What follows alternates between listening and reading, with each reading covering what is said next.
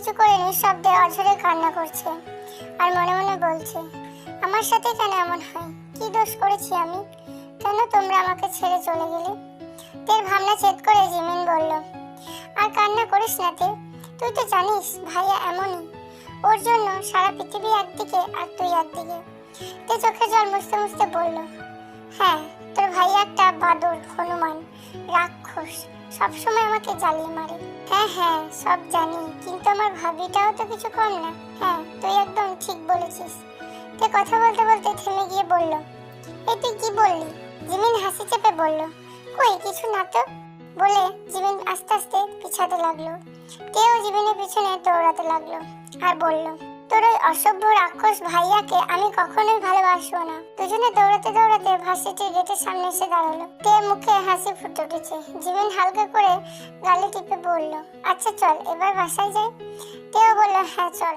দুজনে ভার্সিটি থেকে বের হতেই একটা কালো রঙের গাড়ি এসে তাদের সামনে এসে দাঁড়ালো। তে আর জিমিন একটু অবাক হলো না, কারণ তারা জানে এই গাড়িটা জঙ্কুক পাঠিয়েছে। প্রত্যেকটা দিন ভার্সিটিতে যাওয়ার আর আসার এই গাড়ি ব্যবহার করতে বাধ্য তারা, কারণ এটা জঙ্কুকের বানানো নিয়ম। জঙ্কুকের এরকম অনেক নিয়ম আছে যেগুলো শুধুমাত্র তের জন্য লাগু, তো সেগুলো তোমরা আগে আগে জানতে পারবে। তে আর জিমিন চুপচাপ গাড়িতে উঠে পড়লো। এতক্ষণ ধরে একজোড়া চোখ তাদের সব খুঁটিনাটি পর্যবেক্ষণ করছিল আড়াল থেকে। তেদের গাড়ি চলতে শুরু করলো বাসার দিকে। আচ্ছা, তেদের ভার্সিটি থেকে বাসা যেতে যতটা সময় লাগবে সেই সময়ের মধ্যে আমি তাদের পরিচয়টা তোমাদের একটু জানিয়ে দিই। আমাদের গল্পের নায়িকা কিম তেয়ং, ভালোবেসে সবাই তাকে তে বলে ডাকে। ছোটবেলায় তার বাবা মা একটা দুর্ঘটনায় তাকে ছেড়ে বাড়ি দেয় না ফেরা দেশে। তখন থেকে তে তার মামা মামির কাছে মানুষ। তে ইন্টার ফার্স্ট ইয়ারে পড়ে। আর আমাদের গল্পের নায়ক জিওন জঙ্কুক, বাবা মায়ের একমাত্র ছেলে, আর একটা দুষ্টু মিষ্টি বোন আছে যার নাম জিমিন। জঙ্কুকের বাবা ঢাকার নামকরা একজন বিজনেসম্যান। জঙ্কুক বাবার একমাত্র ছেলে হওয়ার কারণে তাকে ভার্সিটির সাথে সাথে বিজনেসেও হেল্প করতে হয় বাবাকে। তেদের গাড়ি এসে থামে বাসার সামনে। গাড়ি থেকে নেমে কলিং বেল চাপতেই তের মামি জিন দরজা খুলে দেয়। জিন তেকে দেখেই আটকে ওঠে। তে জিনের দিকে একবার তাকিয়ে চলে যেতে নিলে জিন পিছন থেকে বলে ওঠে, এর কারণ কি জঙ্কুক? তে জিমিন কিছু বলতে যাবে তখন তে তার হাতটা ধরে। তার মানে তে চাইছে জিমিন যেন সত্যিটা না বলে জিনকে, কারণ এখন যদি জঙ্কুকের নামে জিনের কাছে বিচার দেয় তাহলে এর থেকে কঠিন শাস্তি তেকে পেতে হবে। তে নিজেকে স্বাভাবিক করে বলল, না মামনি, আমার কিছু হয়নি, আর ভাইয়াও কিছু করেনি। জিন বলল, তাহলে তোর মুখের এরকম অবস্থা কেন? তে কথা ঘোরাবার জন্য জিনকে জড়িয়ে ধরে ইনোসেন্ট ফেস করে বলল, মামনি, আমার কিন্তু খুব খিদা লেগেছে।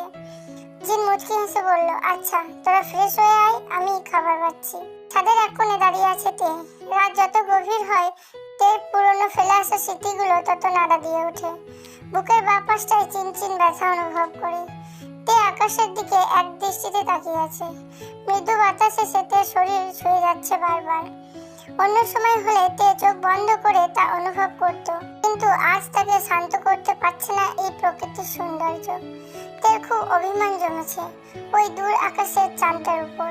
তে মনে মনে বলল, চাঁদ, তুমি আমার আম্মু আব্বুকে বলো না যে আমি তাদেরকে খুব মিস করছি, খুব করে দেখতে ইচ্ছা করে তাদের। তারা কি আমায় দেখছে ওখান থেকে? কথাগুলো ভাবতে ভাবতে কয়েক ফোঁটা জল গড়িয়ে পড়লো তের চোখ থেকে।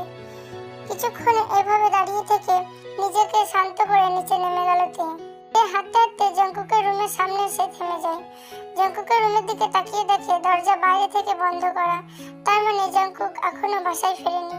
নিমেষের মধ্যে সকালের সব ঘটনা তের চোখের সামনে ভেসে ওঠে। তে আর এক মুহূর্ত সেখানে না দাঁড়িয়ে বড় বড় পা ফেলে নিজের রুমে চলে আসে। রুমে ঢুকে দেখে জিমিন ঘুমিয়ে পড়েছে।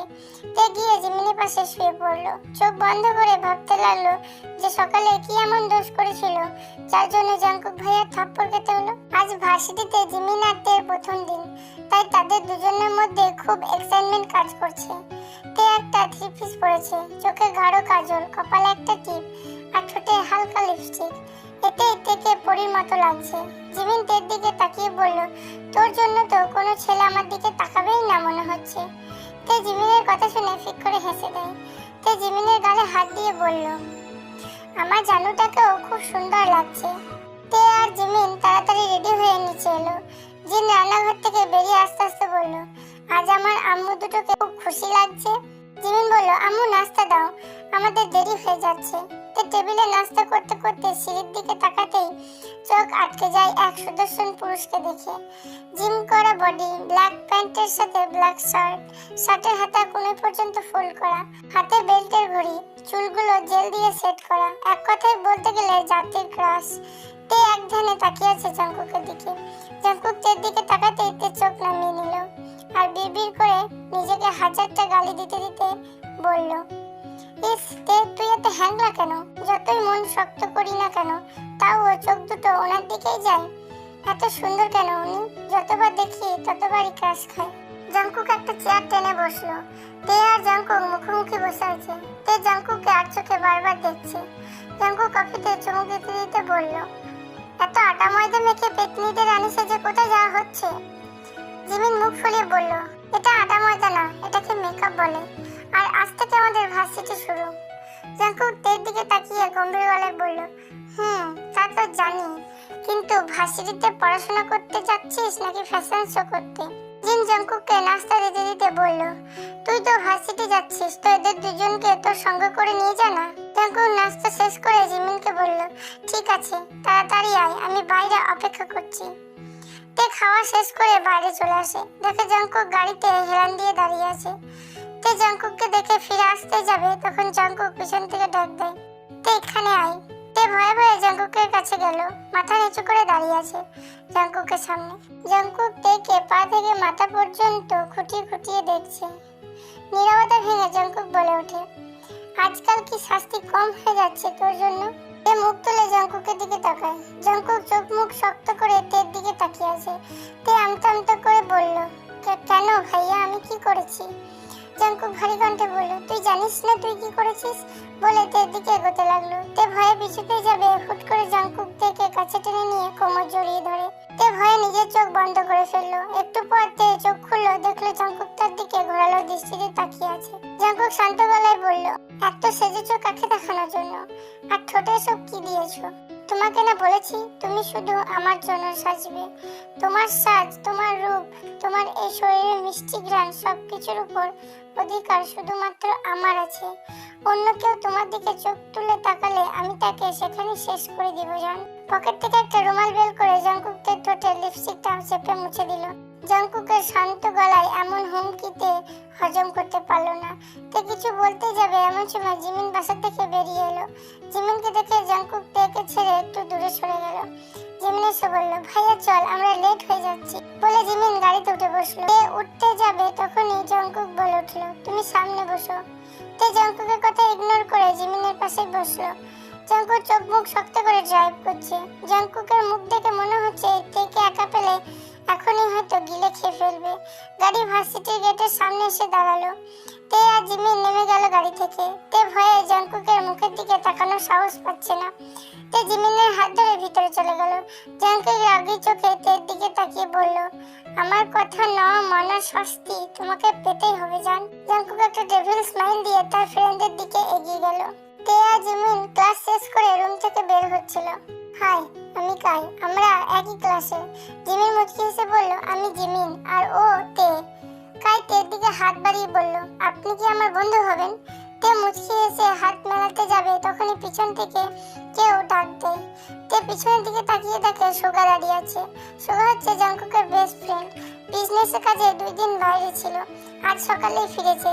জিমিন আর তে সুগার দিকে এগিয়ে গেল। তে বলল, জি ভাইয়া, কিছু বলবেন?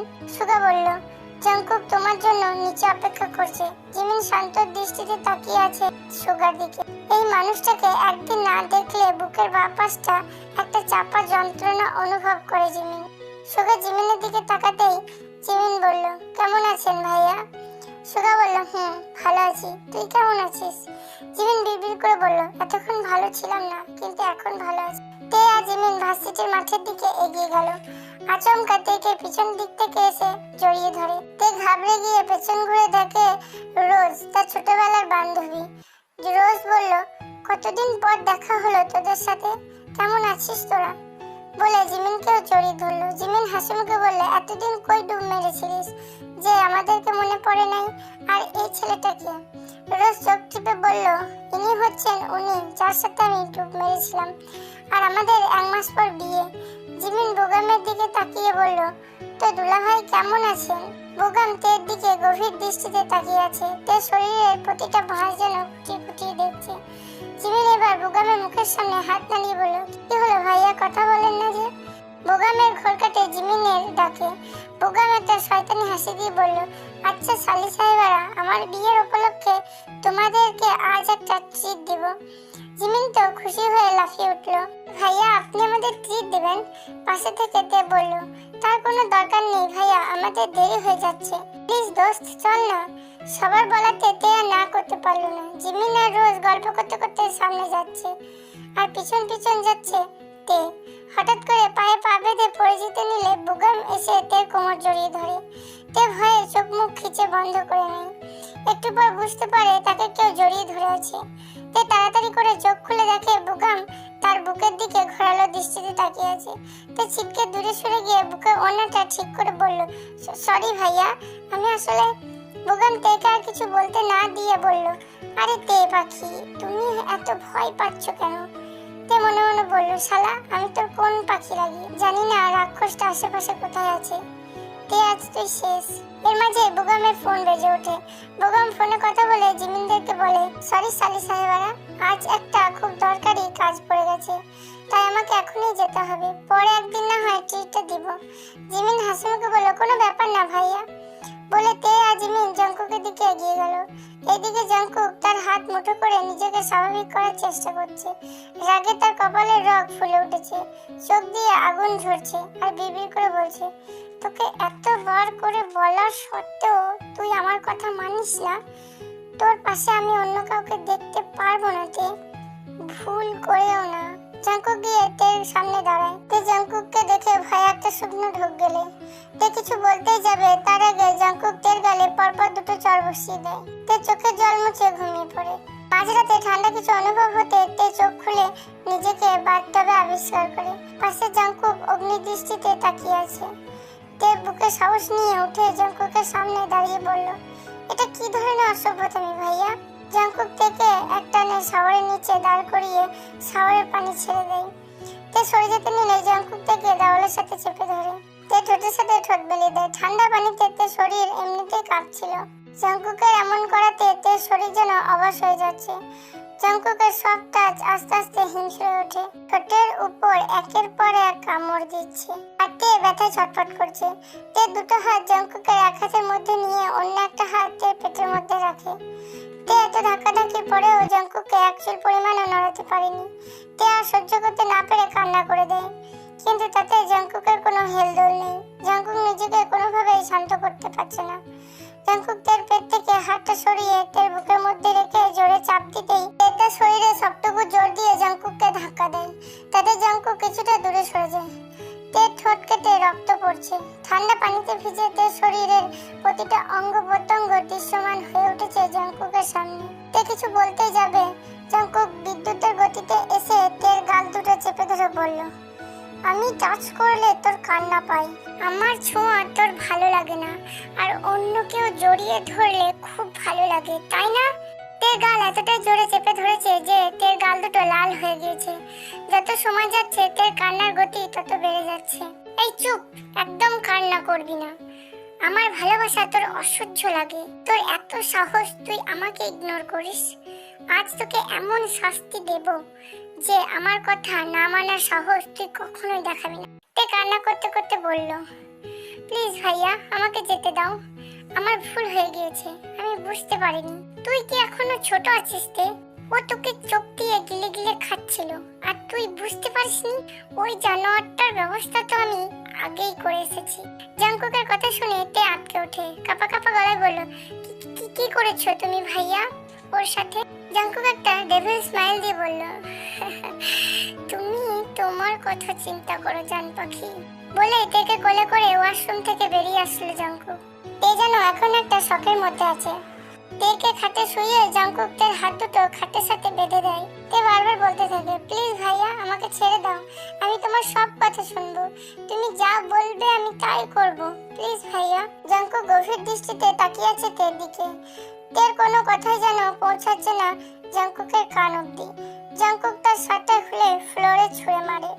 তে হয়তো চোখ বন্ধ করে নেয়। জাঙ্কুক আস্তে আস্তে তের উপর উঠে পড়ে। জাঙ্কুকের গরম নিঃশ্বাস তের মুখে চোখে আছড়ে পড়ছে। তের কথাগুলো যেন গলার মধ্যে আটকে যাচ্ছে। ভাইয়া, জাঙ্কুক তের ঘাড়ে মুখ গুজে নেশালো কণ্ঠে বলল। জান পাখি, ভাইয়া নয়, জাঙ্কুক বলো। তে আবার বলল, প্লিজ ভাইয়া। জাঙ্কুক তের মুখের সামনে মুখ নিয়ে এসে আবার বলল, বললাম না জান পাখি, ভাইয়া নয়, জাঙ্কুক বলো। তে কাঁপা কাঁপা গলায় বলল, জাঙ্কুক। বলার সাথে সাথে জাঙ্কুক তের ঠোঁটে ঠোঁট মিলিয়ে দিল।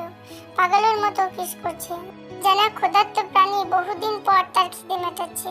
তে যত ছটফট করছে, জাঙ্কুক তেকে আরো জোরে চেপে ধরছে। কিছুক্ষণ পর জাঙ্কুক তের ঠোঁট ছেড়ে দিয়ে তের মুখের দিকে তাকায়।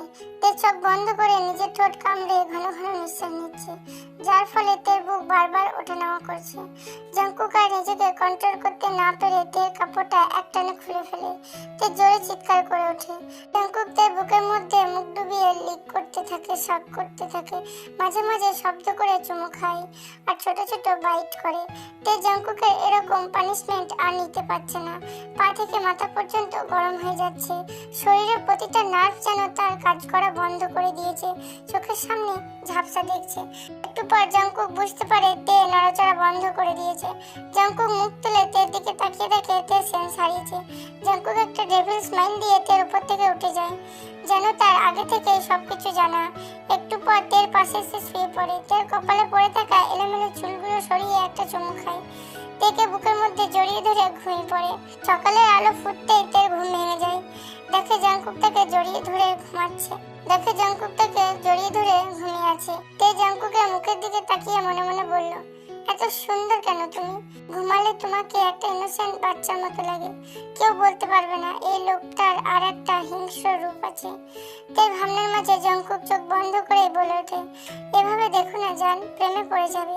তে চমকে উঠে বলল, তার মানে তুমি এতক্ষণ ধরে জেগেছিলে? আমার ঘুম অনেক আগে ভেঙে গেছে। ঠিক আছে, এবার আমায় ছাড়ো। জাঙ্কুক তেকে আরো একটু জড়িয়ে ধরে বলল, না ছাড়বো না। তে করুণ সুরে বলল, প্লিজ আমাকে যেতে দাও, কেউ চলে আসবে। জাঙ্কুক বলল, ঠিক আছে, যেতে দিতে পারি, তাহলে আমাকে একটু আদর করে দাও। তে ঝাড়ি দিয়ে বলল, কখনোই না, কাল রাতে যা করেছো আমার সাথে। তাকে বলতে না দিয়ে জাঙ্কুক বলল, কাল রাতে যা হয়েছে তা তুমি আমাকে করতে বাধ্য করেছো। আচ্ছা ঠিক আছে জান, আমারটা আমি বুঝে নেব। বলে তের গালে একটা চুমু দিয়ে দেয়। তে বলে, লুচ্চা একটা।